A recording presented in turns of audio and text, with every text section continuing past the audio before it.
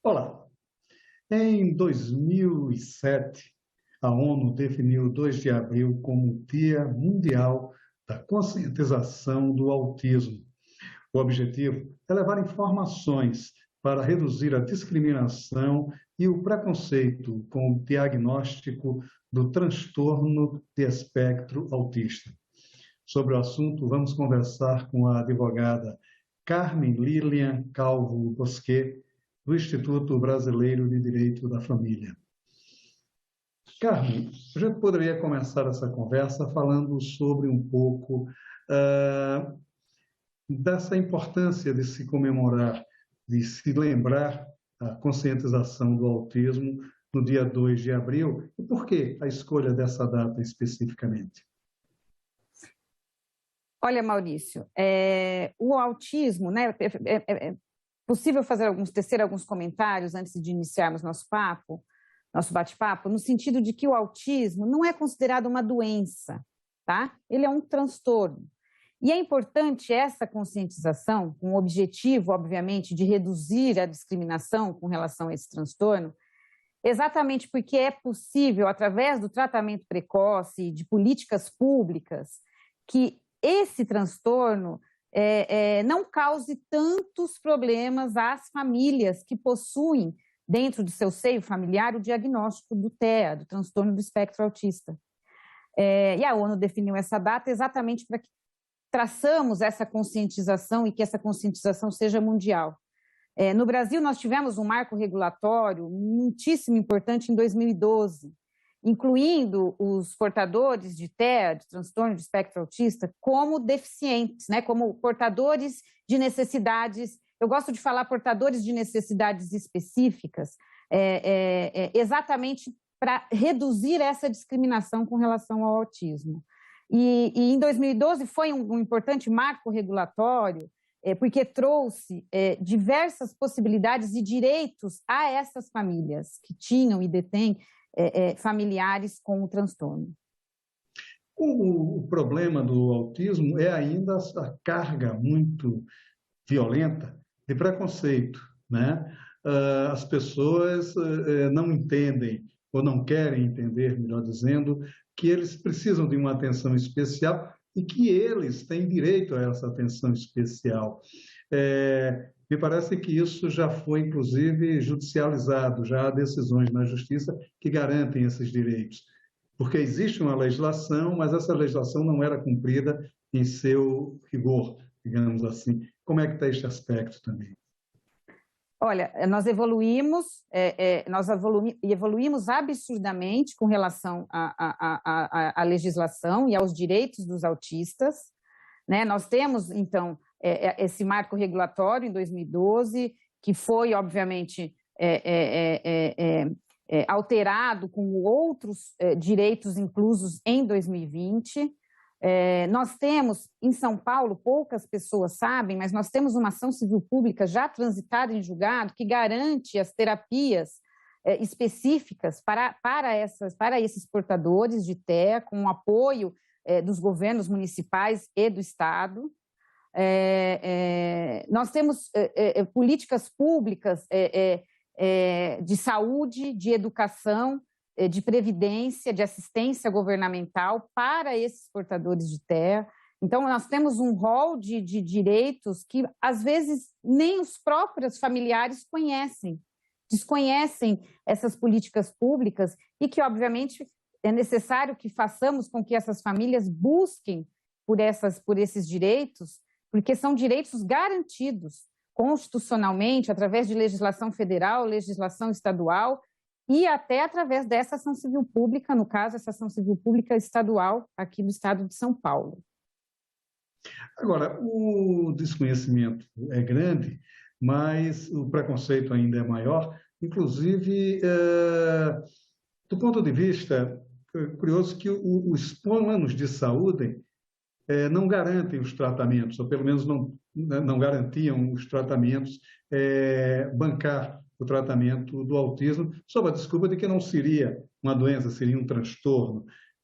Como é que está também esse entendimento, como é que está o movimento no combate a esse preconceito? Com relação aos planos de saúde, para quem possui, obviamente, planos de saúde privados, o óbice que se encontra é que as operadoras de plano de saúde muitas vezes não concordam com as terapias indicadas pelos médicos. Quem vai indicar a terapia para a criança, né, para o adolescente, é o médico, é o neuropediatra, é o pediatra, é o psiquiatra, são esses profissionais especializados que vão indicar qual é a melhor terapia para essas crianças. E muitas vezes os planos de saúde entram nesse embate com relação a essas terapias, e aí muitas vezes é necessário judicializar para que faça valer exatamente aquilo que o médico prescreve, porque só o médico que sabe exatamente quais as terapias indicadas para cada caso. E isso já é sabido, público e notório, que quanto mais precoce se iniciar o tratamento dessas crianças, muito maior o resultado e a evolução. Então, o embate hoje é que a ANS ela traz um rol exemplificativo das terapias, mas não é um rol exaustivo, então menos taxativo. Então, quando há esse problema com os planos de saúde, quando os planos de saúde se recusam a bancar, a custear essas terapias, aí a saída realmente é a judicialização através do Poder Judiciário, que vai garantir que essas terapias, de fato, aconteçam.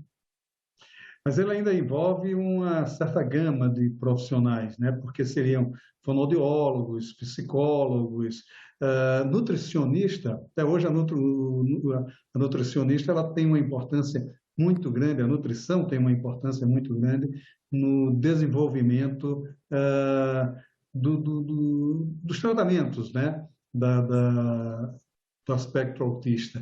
Quer dizer, como é que também está esse aspecto? O plano de saúde, ele já, de certa forma, aceita essa gama de profissionais? A maioria ainda não aceita. E em muitas localidades, por exemplo, a gente nem encontra determinados profissionais. Há uma terapia específica, por exemplo, para o autismo, que é a terapia ABA, né? Que é a de comportamento aplicada. E é uma terapia cara, porque o profissional precisa estar junto dessa criança o mais tempo possível. E não se encontram, muitas vezes não se encontram esses profissionais nas localidades. Então, a gente ainda, além de estar no entrave junto aos planos de saúde, ao SUS, então, nem se fala, né, que ainda há um déficit desses profissionais, a gente tem ainda esse déficit de profissional especializado nas terapias comportamentais. Né? Então, hoje, sim, os autistas eles necessitam de atendimento e terapias multiprofissionais, com fonoaudiólogos, nutricionistas, terapeutas, e o nutricionista também é importante, porque como uma das questões que mais se trabalham nas crianças com autismo é o comportamento, muitas dessas crianças não têm autonomia para se alimentar sozinhos, para receber e aceitar diversos tipos de alimentos. Então, é preciso até profissionais dessa área também. Agora, a questão do SUS, né? O SUS hoje evoluiu muito no tratamento ao autista, né? Inclusive, eu lembro perfeitamente de ter visto matéria na imprensa sobre o tratamento específico para o autista feito por dentistas, né? Dentistas, equipes especializadas no tratamento dentário do autista e feito pelo SUS, né? O SUS já evoluiu muito, né? Claro que sempre há uma demanda muito maior. Mas como é que está essa relação? Evoluiu muito, no entanto que o SUS garante esses tratamentos terapêuticos aos portadores de TEA e muito estruturado. Talvez o que ocorra é a fila de espera. Como a gente sente que no autismo, quanto mais precoce se iniciar essas terapias, melhor, às vezes aguardar por essa fila de espera do SUS, que de fato, de fato ocorre essa fila de espera, então pode ser prejudicial para a criança, mas que existe, que o SUS dá essa total cobertura para essas terapias, para as principais terapias e terapias reconhecidas pela ANS, sim, o SUS tem. E tem, dá o total respaldo, sim, a essas famílias.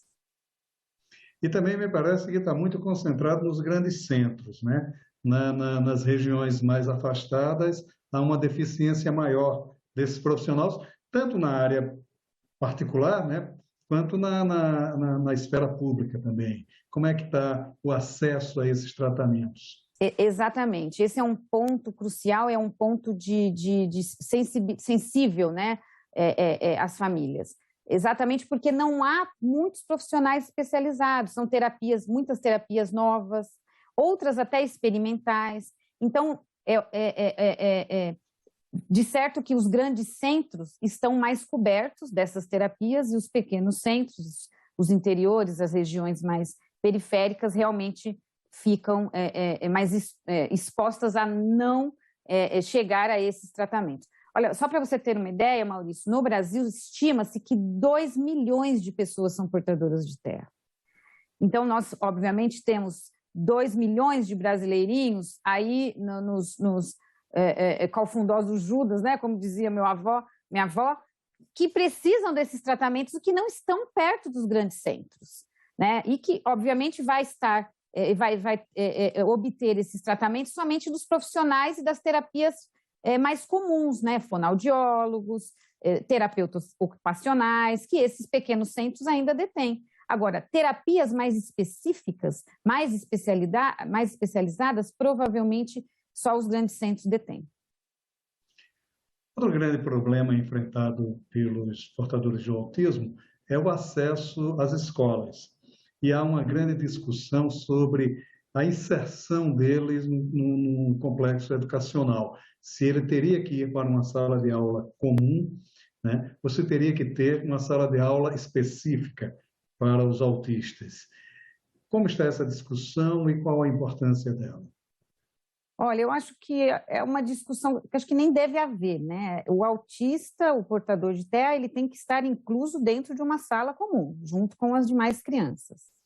Algumas terapias, né, indicadas pelos profissionais pressupõem que essa criança seja acompanhada de um auxiliar, de um terapeuta. Inclusive, a terapia ABA, por exemplo, que é uma terapia famosa, ela necessita que esse profissional seja acompanhado junto com a criança dentro da sala de aula.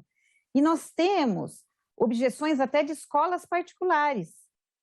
Então, você pode imaginar, então, com relação às escolas públicas, porque, de fato, ter esse auxiliar, seja esse auxiliar da escola ou seja esse auxiliar da família, né, acompanhando essa criança, talvez a escola ainda não esteja preparada para receber, mas é de suma importância que essa criança seja aceita em qualquer escola, seja particular, seja pública, e que esse auxiliar, se indicado pelo médico, esteja presente dentro da sala de aula, porque faz parte da terapia comportamental. Então, temos casos, obviamente, de escolas que não querem que esses auxiliares estejam juntos dentro da sala de aula, mas basta procurar ajuda, basta procurar a defensoria pública, basta procurar um advogado para que isso, de fato, seja realidade. Essas crianças têm total interesse do Estado na prestação de serviços públicos educacionais, que essas crianças estejam incluídas no seio da escola, juntamente com todos os demais alunos da série, e, se necessário for, junto com o auxiliar, com o terapeuta, com quem quer que seja, obviamente, necessário o acompanhamento. A garantia de um direito, né? O direito à educação, né? Direito à educação universal. E há uma resposta muito positiva por parte do autista, né? Hoje a gente vê a perfeita inserção deles na vida cotidiana, né? Como é que está também isso? Quer dizer, a escola é fundamental para isso porque ela é um centro de convivência. Então, essa convivência é fundamental neste tratamento também? Essa convivência é fundamental.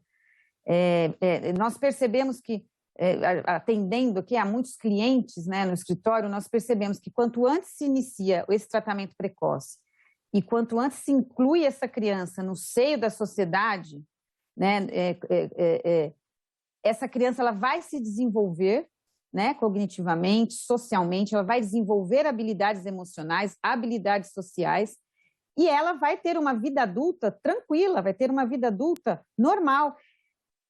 o autismo, a gente precisa entender o autismo, né, como um transtorno que, se indicado com terapias precoces e se desenvolvendo essas terapias ao longo da vida, a criança ou adolescente vai ter uma vida normal, porque ela foi introduzida dentro do seio da família, dentro do seio da sociedade, do bairro, da escola, sem qualquer problema. Ela foi aceita, ela foi incluída, né? Então, a escola, ela precisa estar preparada, tanto a escola pública quanto a escola privada. A escola privada não pode cobrar nada mais por isso, por aceitar essa criança ou por ter um profissional que tem que dar esse respaldo a essa criança dentro da sala de aula. Isso, inclusive, é proibido terminantemente por lei. E tanto a escola pública quanto a escola particular tem crescido e evoluído com relação a esses aspectos, abordando e trazendo essas crianças para dentro da sala de aula, e estão muitíssimos mais preparados do que há anos atrás. Exatamente em razão dessa conscientização. Há uma série de direitos, inclusive financeiros, por parte da família que tem um dos membros com autismo, que ainda é de pouco conhecimento, né? E parece que ele chega a ter redução de impostos na compra de automóvel, uma série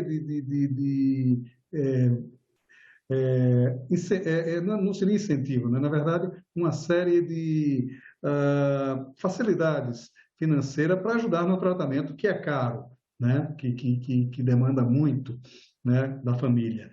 Quer dizer, como é que está esse aspecto também? Nós temos, olha, na série, por exemplo, do direito previdenciário, nós temos um benefício assistencial chamado LOAS para as famílias que vivem em condição de miserabilidade e que tem dentro do seu seio familiar uma pessoa com um TEA, né, transtorno do espectro autista. Essa família ela tem direito, se comprovados os requisitos, claro, a receber o LOAS, que é um benefício assistencial. Além disso, nós temos também a legislação a respeito do BPC para o LOAS com relação a isenções de impostos na aquisição do automóvel, também. Então, nós temos o Estado, e se tem desenvolvido políticas públicas, porque a gente sabe que a família, quando descobre que tem um filho, uma criança com um transtorno de espectro autista, ela vai ter que medir esforços, tanto financeiros quanto de tempo, para que essa criança esteja e se submeta aos tratamentos e às terapias. E a gente sabe que isso demanda dinheiro e demanda tempo. E se nós não tivermos políticas públicas que possam fortalecer e incentivar essas famílias a submeterem essas crianças a esses tratamentos, quanto mais tivermos essas políticas públicas, melhor. Então, nós temos diversas políticas públicas, sim. Inclusive uma certa desinformação em torno disso também, né? Quer dizer, as famílias nem sempre conhecem desses direitos, né? Como ter acesso a eles, né? Qual seria o mecanismo que teria uma família que tenha um portador da síndrome do autismo, do transtorno de autismo, ele tivesse acesso a essas políticas públicas? Pois é, as defensorias públicas dos estados têm desenvolvido, inclusive, cartilhas, Maurício, cartilhas com informativos, porque, veja bem, é muito difícil a pessoa conhecer quais são os locais que dão esse tipo de informação e que prestam esses tipos de serviços. Então, as defensorias públicas têm elaborado diversas cartilhas, defensorias públicas dos estados, elaborados essas cartilhas, para divulgação nos bairros, na sociedade, para que seja mais fácil buscar por esses direitos. Porque como são diversos direitos, cada direito é buscado em determinado local, né? Então, por exemplo, nós tivemos em 2020 aprovado, né, alterado essa lei de 2012, que é a famosa lei do Romeu Mion, que determinou, né, que incluiu a carteira de identificação do portador do transtorno do espectro autista. E essa carteira é uma carteira que é emitida pelos estados, pelos municípios. Então, muitas vezes as pessoas não sabem a quem procurar para a emissão dessas carteiras. Então, a Defensoria Pública tem emitido várias dessas cartilhas para ajudar a divulgar os direitos e as políticas públicas disponíveis a essas pessoas. E como é que está esse o resultado? Quer dizer, tem dado bastante resultado, porque a gente tinha, pelo menos no passado relativamente recente, a atitude mais comum das famílias era segregar, né? O paciente do transtorno de autismo, né? Quer dizer, como é que está hoje essa convivência já com a família de certa forma, a qualidade de vida oferecida a esses cidadãos?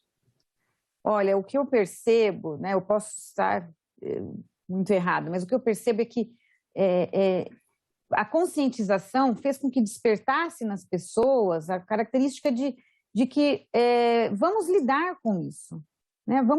Não vamos segregar, não há por que segregar, né? E mesmo porque sabemos que se essas crianças receberem os tratamentos multiprofissionais precoces, essas crianças vão se desenvolver normalmente.